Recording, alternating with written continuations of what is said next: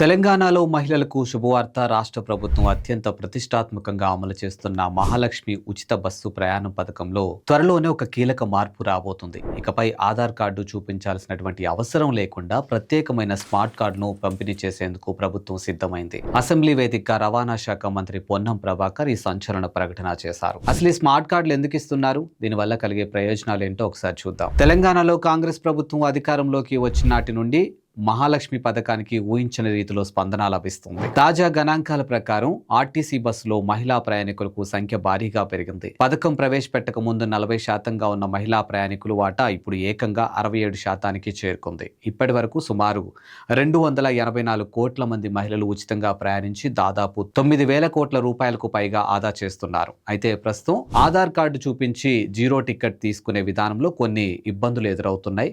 నకిలీ కార్డులతో ప్రయాణించడం, డేటా సేకరణలో ఇబ్బందులు వంటి సమస్యలకు చెక్ పెట్టేందుకు ప్రభుత్వం చిప్ ఆధారిత స్మార్ట్ కార్డులను తీసుకురానుంది.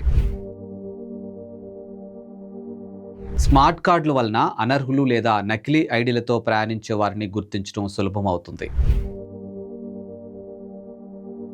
కండక్టర్లు కేవలం కార్డుని స్కాన్ చేయడం ద్వారా సెకండ్లో టికెట్లు జారీ చేయవచ్చు. ఏ రూట్లలో మహిళా రద్దీ ఎక్కువగా ఉంది, ఎక్కడ అదనపు బస్సులు అవసరం అనే విషయాలను ప్రభుత్వం ఈ కార్డుల ద్వారా ట్రాక్ చేయనుంది.